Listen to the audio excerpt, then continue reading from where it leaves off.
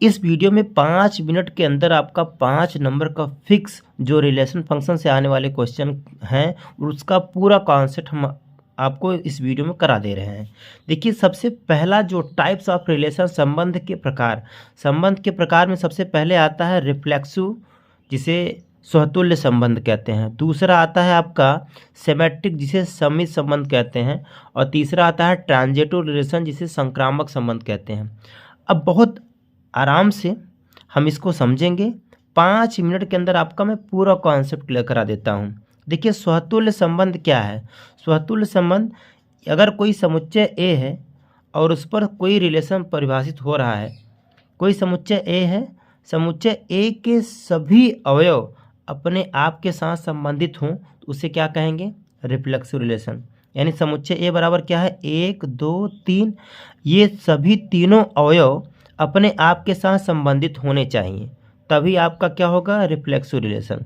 यानी उसी रिलेशन में 1, 1 भी हो और 2, 2 भी हो उसी रिलेशन में, और ये तीसरा जो अवयव है यानी 3, 3 भी उसी रिलेशन में होना चाहिए।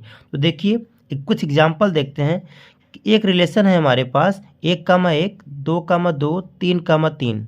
अगर समुच्चय ए बराबर 1 2 3 है तो क्या यह रिलेशन हमारा स्वतुल्य है? हाँ, बिल्कुल है, क्योंकि 1 का भी 1, 1 भी रिलेशन है, 2, 2 भी है, 3, 3 भी है। तो समुच्चय ए के सभी अवयव अपने आप के साथ संबंधित हैं तो वह हमारा स्वतुल्य संबंध कहलाएगा।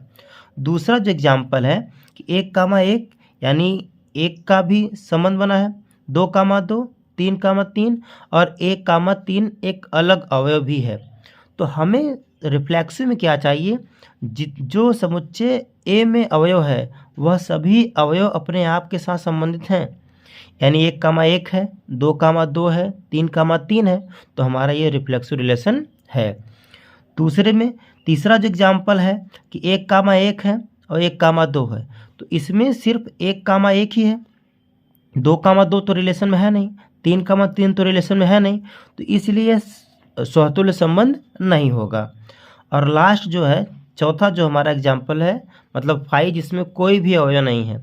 अगर कोई भी अवयव नहीं है तो यह रिफ्लेक्सिव नहीं होगा, क्योंकि कंडीशन है स्वतुल्य संबंध में, स्वतुल्य संबंध तभी होगा जो सभी अवयव अपने आप के साथ संबंधित हों। ठीक है, तो मैं उम्मीद करता हूँ कि ये हमारा कॉन्सेप्ट क्लियर हो चुका है। अब चलते हैं सिमेट्रिक, यानी सममित संबंध क्या है। सममित संबंध यानी अगर किसी रिलेशन में ए, बी हो, किसी रिलेशन में ए, बी हो, तो उसी रिलेशन में बी, ए भी होना चाहिए। अगर ए, बी है तो उसी रिलेशन में बी, ए होना चाहिए, तभी वह सममित संबंध कहलाएगा। तो देखिए, पहला जो है, पहला एग्जाम्पल जो है उसमें कोई भी अवयव नहीं है, इस रिलेशन में कोई भी अवयव नहीं है, अतः यह हमारा सममित संबंध है। क्योंकि कंडीशन यह है कि अगर ए, बी हो तभी हमको बी, ए खोजना है, और अगर ऐसा नहीं है तो हमें खोजने की ज़रूरत नहीं है, वो हमारा सममित संबंध हो जाएगा। दूसरा एग्जाम्पल क्या है, अगर 1, 2 है तो 2, 1 भी है, तो हमने कहा ना, अगर ए, बी है रिलेशन में तो बी, ए होना चाहिए, तो यानी यह हमारा सममित संबंध है। तीसरा एग्जाम्पल क्या है, 1, 1, 1, का अगर मैं जैसे ए, बी है और बी, ए खोजने अगर जाएंगे रिलेशन में, तो 1, 1 दोबारा 1, 1 तो लिख नहीं सकते, किसी भी सेट में दोबारा अवयव लिखा नहीं जा सकता।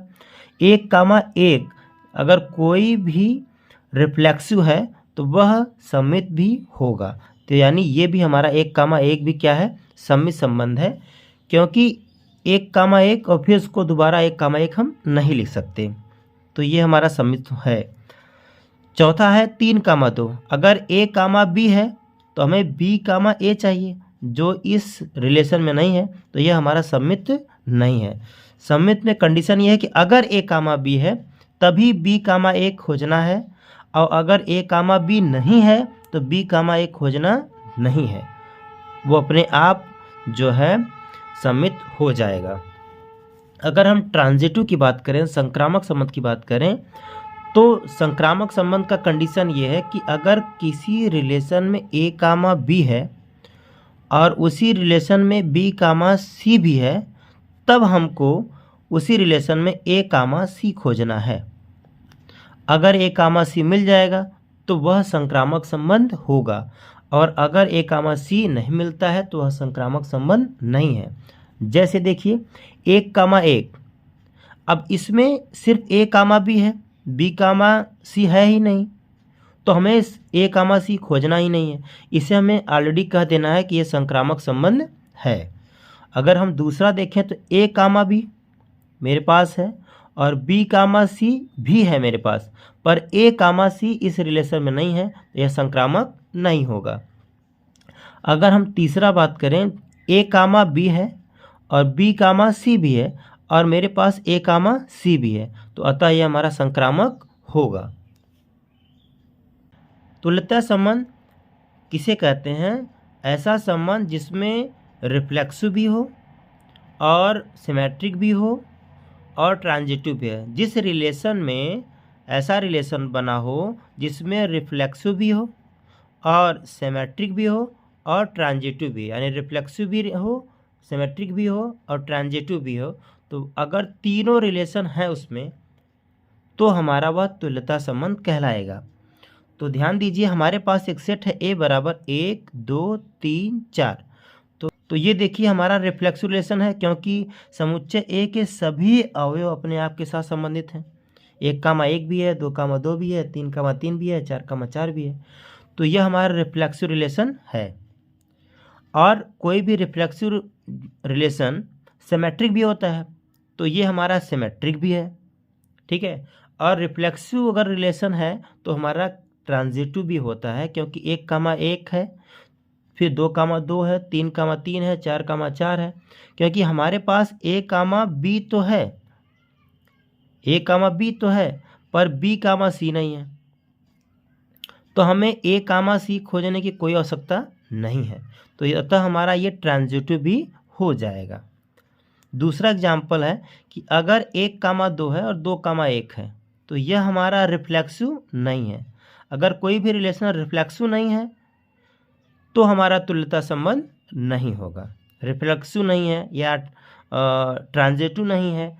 अगर रिफ्लेक्सिव, सिमेट्रिक और ट्रांजिटिव यानी स्वतुल्य संबंध और सम्मित संबंध और संक्रामक संबंध, तीनों में से अगर कोई भी संबंध नहीं है तो वह हमारा तुल्यता संबंध नहीं होगा।